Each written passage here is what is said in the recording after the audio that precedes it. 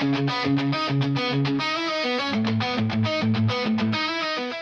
everyone, and welcome back to Pop Cult X, your go-to for all things pop culture from our Gen X point of view. My name is Danny, and along with Gabriel, we're your hosts here at Pop Cult X. And as it's been for the past 10 episodes, I think or 9 episodes, we're the unofficial Pop Cult X Project Runway recap show. So we're here celebrating the finale of another fantastic season of Project Runway. Season 21. We had a lot of ups and downs. And before we even get started, Gabe, I just want to say this right off the top. Good night, everyone. I'm protesting the judge's decision for the finale winner, so we'll see you all next time. Just kidding. Could you imagine, though? I was like, what am I going to talk about? I can't let it all out. Where did he go? Yeah. So how are you? First of all, how was your week? How are you doing? Doing good. I am doing well. I was really excited about the finale of Project Runway. I've been looking forward to it. Looking to see who was going to make it to the top 3, and then who was going to be the winner. Right. That's right. So I was the top 3 ended up being VJ, Ethan, and Jesus. Okay. So those were the top 3 that were given the opportunity to create a collection of 5 looks and compete against each other to see who would be the winner of this season of Project Runway. So let's just start there then. Do you think they made the correct top 3 decision? No. I would have liked it to have been Ethan, Jesus, and Antonio. I think that would have been more fun, finally getting to see the showdown of the brothers, right? Because now they can't help each other make their 5 looks because they're going head to head. Yeah, essentially. I think that would have been more fun. I agree with you completely. Yeah, I've been reading a lot of responses to what happened on Project Runway this season, and a lot of people aren't fans of the twins. They're not. I guess, big fans of their personalities and the way that they came across. I like them. I know that there are some things that I kind of overlook that are problematic that they do, but I do like them at the end of the day. I like their aesthetics. I like even like some of their part of their personalities, even though they can be a little bit much at times. And of course, I did like Ethan a lot. I really like his personality and his clothing and his aesthetics. Yeah, I think the twins' personality and their looks and their style and everything grew on me over time. Yeah. At first, I would have been in that first camp of like, they're off-putting. I can't stand them. Get them away. But I think as the season progressed, I really started to enjoy seeing through their eyes in their world and whatnot. And I think even Antonio, who I was not a big fan of at all, I really started to like and appreciate his aesthetic and his design style. Yeah. Even more. So yeah, I think that would have been my top 3 as well. Cool. And so we get the top 3. They say goodbye to Bologna and Antonio and wish them well. And we get to see the model casting was one of the big things for the show. They got to determine who they were going to be working with. And Jesus sort of starts off by saying that he has one particular woman who he'd like to work with that is his muse, who he loves. And of course, that segues into VJ wanting to pick that person. And that becomes a big ordeal because Jesus accuses him of being a bit, or her being a bitch, and doing it on purpose, knowing that that model was his muse, and eventually VJ just sort of gives up and says, you can have the model. I'm done with it. It was more, I think, more mind games that VJ was playing, knowing that it was going to get under his skin, Jesus' skin. And I'm not a big fan of playing that. I think that there could have been 1 or 2 outcomes when she did that. I think that Jesus could have chose to just ignore it and be like, okay, have her, all my designs are going to speak for themselves. and I'm going to make a kick-ass collection, and or the way that he did react. So I kind of wish that he would have just ignored it and said, you know what, good luck with that model. I'm going to pick some other models that I want to work with, and that'll be that. Yeah, I agree with you. It's one of the rare instances I think that I agree with like VJ. If she had first pick, get whoever model you want and just deal with the consequences, right? Don't Yeah. complain. Don't be a crybaby, if you will, about it all. And that was one of the rare instances where, yeah, it might have been a mind game, but hey, that's part of it. You didn't get picked first to pick your selector model first. She did. So just move forward and worry about yourself. Yeah. So that was interesting. The other thing that happens is that they have former designers and competitors come back to assist them with Mhm. their looks.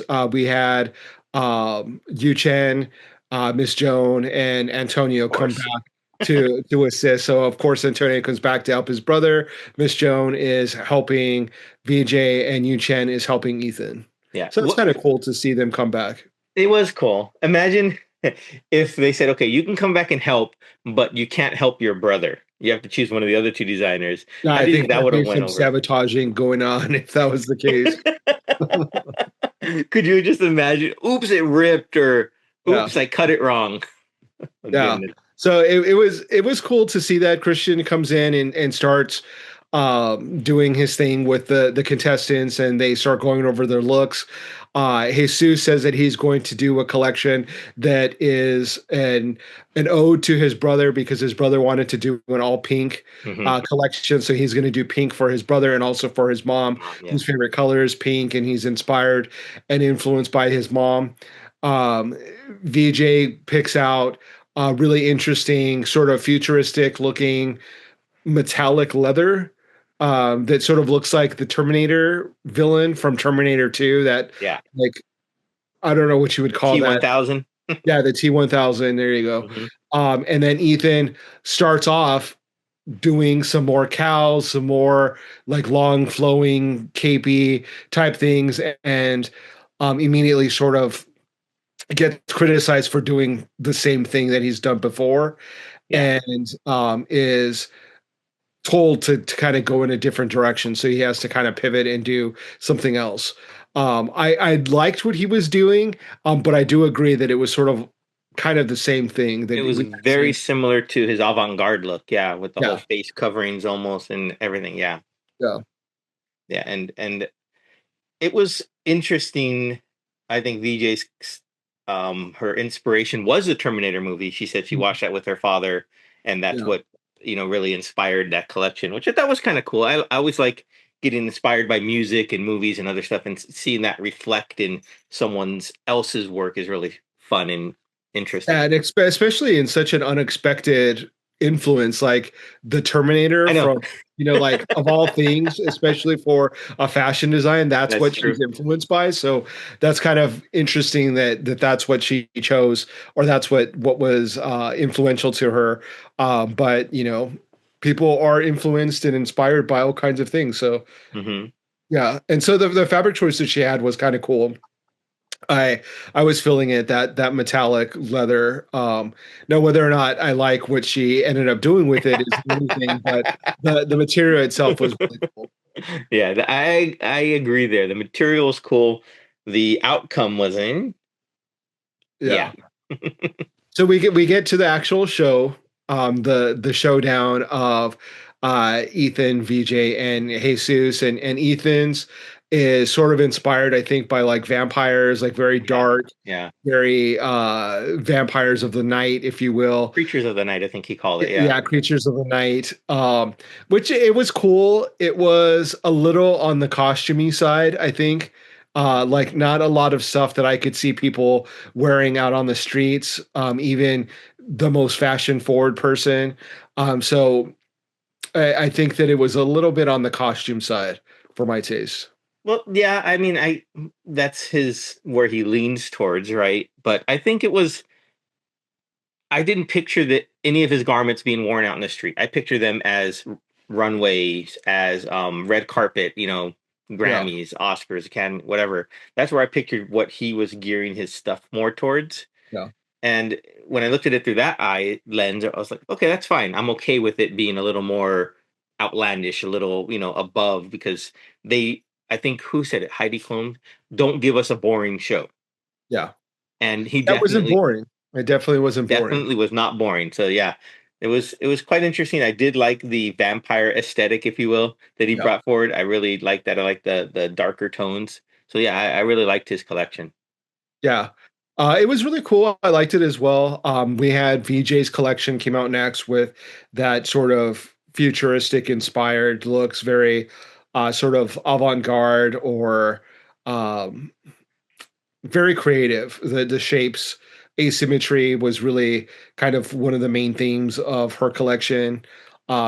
She did a really cool uh, metallic gown for one of the models that she picked that for her finale that Mhm. was I think the best of the collection. It was really cool and outstanding, really long, I think it was like chainmail, is that the Yeah, right like term for it? Yeah. bedazzled chainmail or something. Yeah, very cool. It was that look was really was really impressive. I the rest of her collection, um, I wasn't a huge fan of, but that finale look was really cool and was did stand out.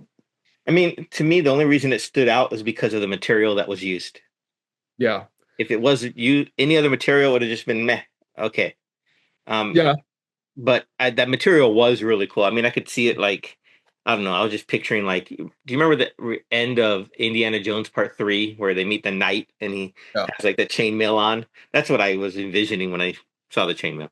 yeah. That's just That's me. yeah, I could see it being worn on like the Grammy red carpet Yeah, or the yeah. Oscars, something like that. And then lastly, we had Jesus come out with his collection of pink garments. Um, his collection, if I'm going to be honest, was a little bit underwhelming for me. I liked his the best. I wasn't a big fan of the whole pink collection. Hmm. I think that if it would have been mixed up a little bit with the color, it would have been a little bit more impressive. And then there was another thing that he introduced to the garments that was sort of like a flower applique sort of print. Like it was, I don't know how you would describe it, but it was like flowers that he applied to two of the Yeah, outfits. yeah. One, it made the model look bigger than I think that they were, and Hmm. then it made the outfit look like it wasn't tailored very well, and then it just looked out of place and not very attractive, and it didn't really blend well with the pink, the coloring that he did. But again, his finale look, his final look of the night was really cool. Yeah. And he had it on the model that is his muse, and she looked amazing and looked really great for it as well. It was a great look. It had the like the shag carpet, I guess, for I don't know. It was like, and then it had the feathers coming up. And I Yeah, think during the judging, they had him remove the sleeves of the garment. yeah, And I think he should have, maybe edited those sleeves out because it did look a lot better without the sleeves. yeah. And who said with the sleeves they look like a Muppet Yeah, without the Paul sleeves? Roach, of course. Yeah. And I thought that was a good critique because it did in a way. I could picture that. Well, I'm a fan of the Muppets, and if she looked like a Muppet, it was a really stylish Muppet. I don't really think that she looked like a Muppet. I think that editing the sleeves out is an option. It did look good. I didn't mind the sleeves as much as La Roche did. I thought that it was as a complete look. It was a very appealing to me. So I don't. I think either way it worked well. Yeah. But that was definitely the best piece of his collection, I think. That and his first look was really a really tailored look that Right. he Yeah. created. It was like a top and a pant that he did that was really well tailored. Yeah. The craftsmanship was very apparent. His stuff looked really well made. It looked like it took longer than the amount of time that they had. And there was one thing I did want to mention is that in previous seasons, they normally send them home Hmm. and they get time to work on their collection, be inspired, work on it. They didn't send them home this time and they worked in the workroom, which I feel impacted it negatively. Yeah, I feel like they should have given them the opportunity to go home, recoup, rest a bit, come up with some inspiration, and then work on their designs.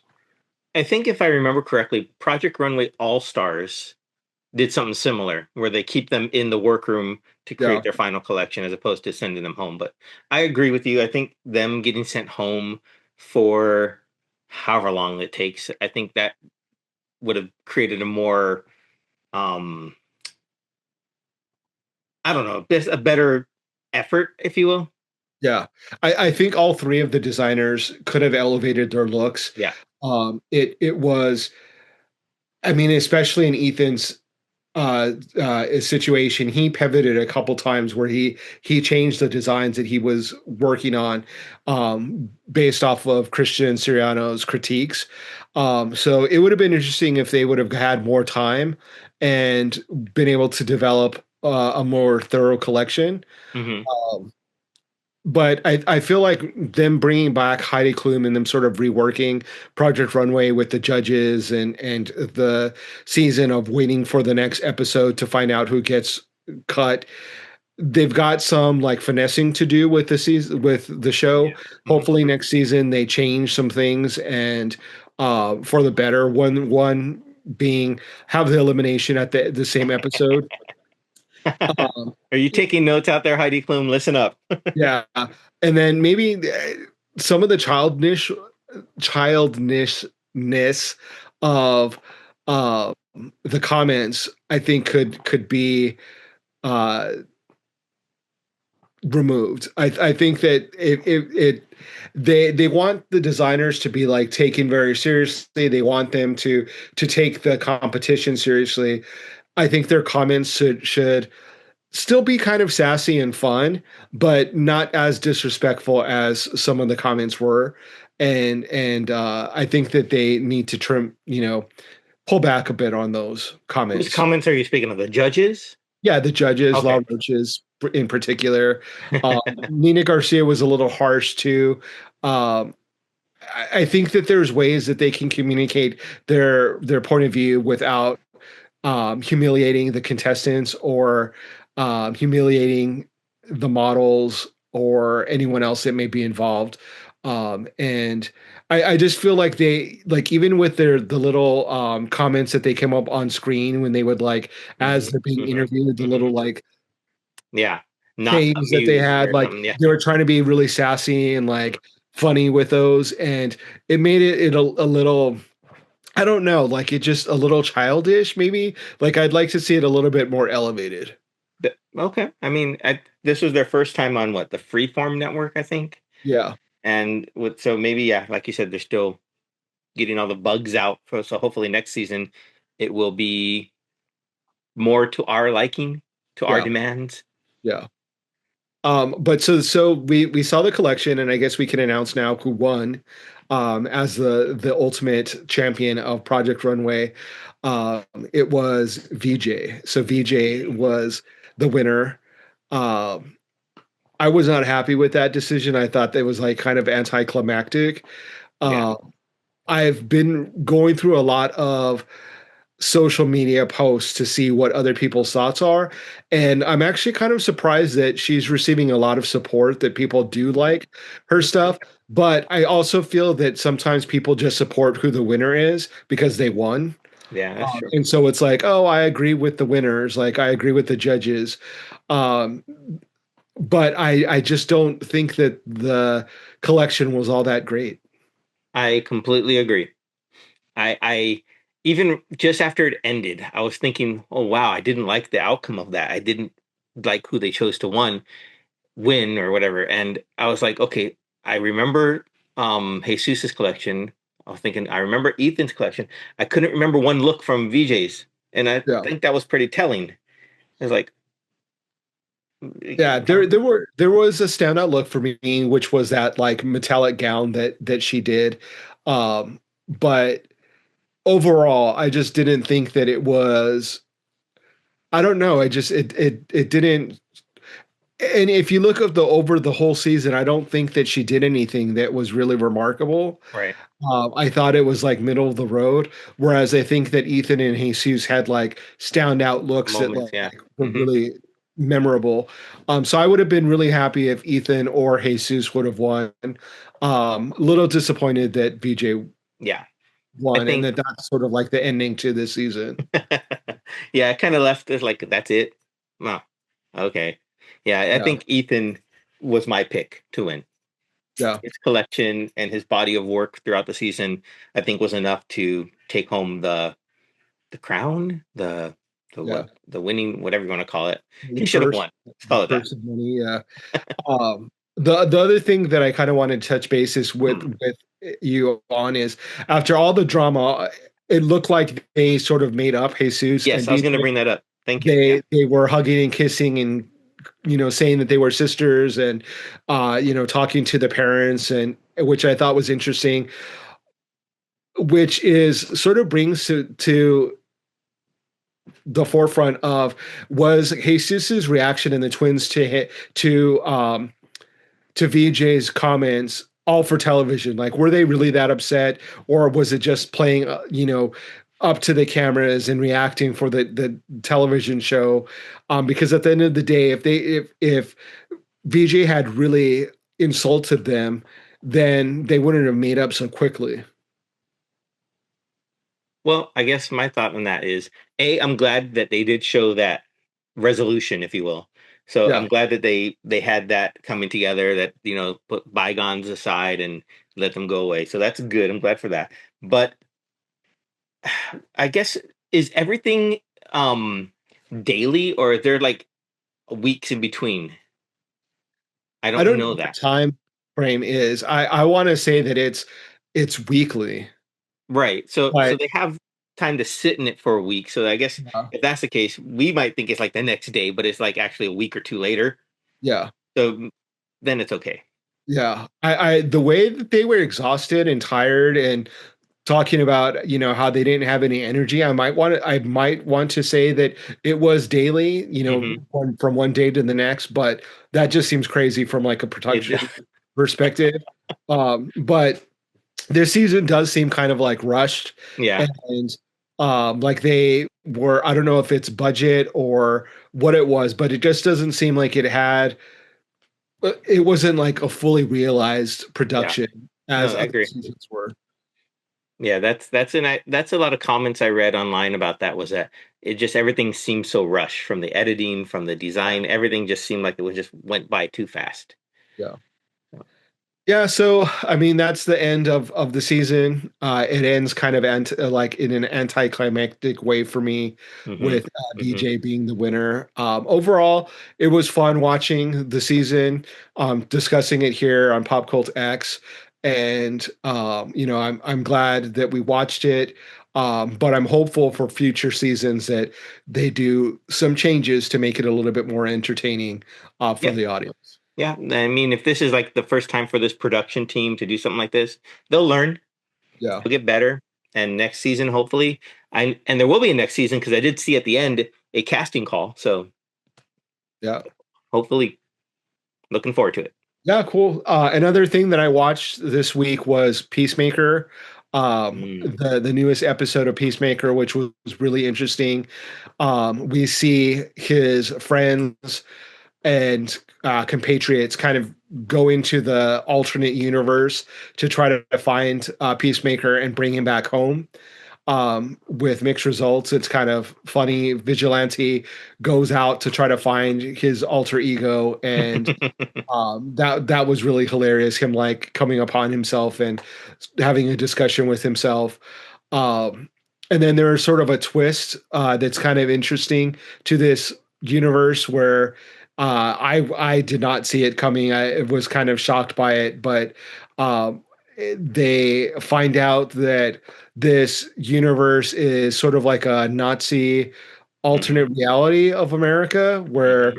there's a swastika on the American flag. Well, I don't know if you'd call it the American flag, but there's a swastika on the flag, and uh, the people are very whitewashed. There's like no people of color, and they react to seeing a black person in a very extreme manner. So that's sort of how we're sort of left off with the cliffhanger of what did the peacemaker. The peacemaker went to this universe thinking that it's like perfect Yeah. and everything is just so awesome, but we sort of find out that not everything is as it seems.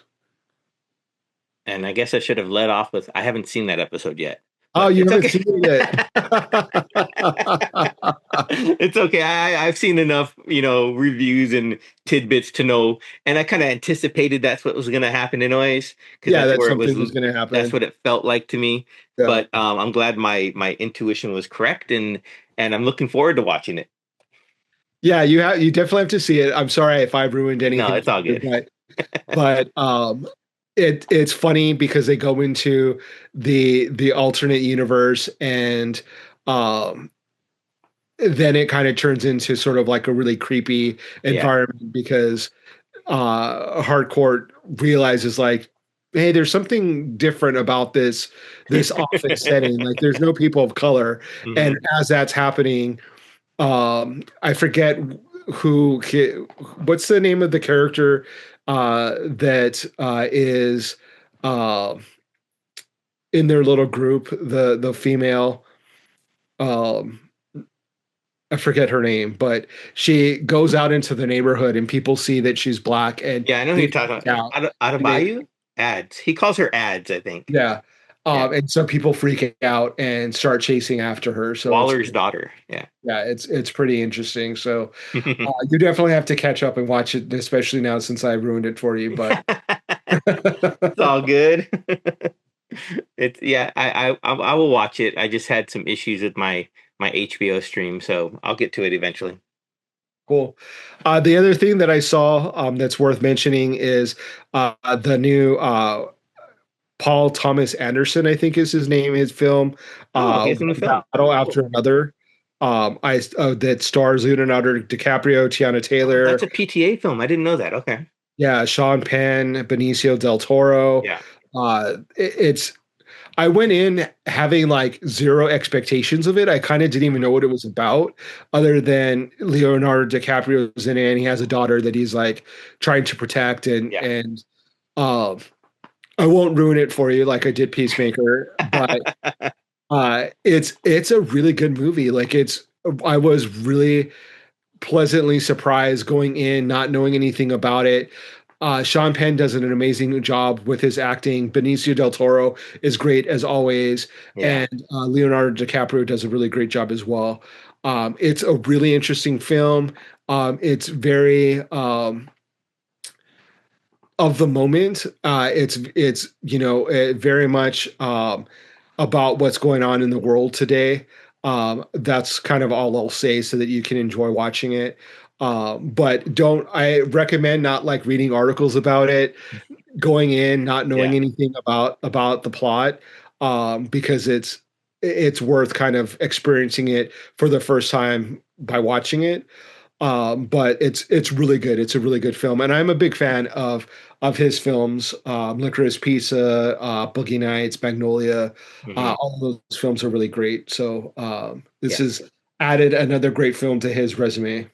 Very cool. Yeah. I know I've seen the trailer for it, and Yeah, I've seen that commercial with Peyton Manning and him in it, where like DiCaprio's on the phone. He's like, "What's the password?" He's like, and then Peyton Manning's like, "It's the famous phrase I always use, like Omaha." Oh, it's I don't know, it's some silly yeah, commercial, but that's what I know about it. So I'm looking forward to it. yeah. It's really good. I haven't seen that commercial. Is that like a commercial for the movie or for something else? I don't recall. I just remember Hitman is Peyton definitely Manning not. is talking about Omaha in it. Is it a commercial for Omaha Insurance, life insurance, or something? Uh, I don't recall, to be That's honest. funny because like he's definitely not in the film. As far as, I mean, I'm not a sports person, so maybe I didn't recognize him, but um No, I don't. I don't think it was in the film at all. It was just used for that commercial. But what it was for, I can't remember. funny. Let me see if I Oh, can look it up real quick. yeah. I did see another trailer that for a movie that coming out soon that looks really good. It's called The Bride, Yes. and it looks it's by Maggie Gyllenhaal, and it looks really good. Yeah, it does look really good. The visuals are pretty stunning. Yeah. Um, Sometimes in movies are like really focused on the visuals. The plot is kind of like meh, like they don't focus on the plot. So I'm kind of hoping that the plot itself is good as well, like that Mhm. there's a good script and good Yeah. story involved with it. But the visuals are look absolutely stunning. I think what Christian Bale's in it, Yeah. Jake Gyllenhaal, um, and then I don't know who the bride is. Jesse something. It looks like it could have been made for like Lady Gaga, to be honest with you. That's what a lot of people are saying is that, well, not a lot. I saw a couple of people say that that's what Harley Quinn and Joker should have been, Hmm. is this movie. And Oh, which I was like, yeah. that's kind of an unfair like comparison because two different types of movies or whatever. But it looks I agree with you. It definitely looks like it's going to be interesting and worth watching for sure. I don't know if that's Maggie Gyllenhaal's directorial debut. I haven't heard of any other movies by her, but I'm not sure. Good yeah. question.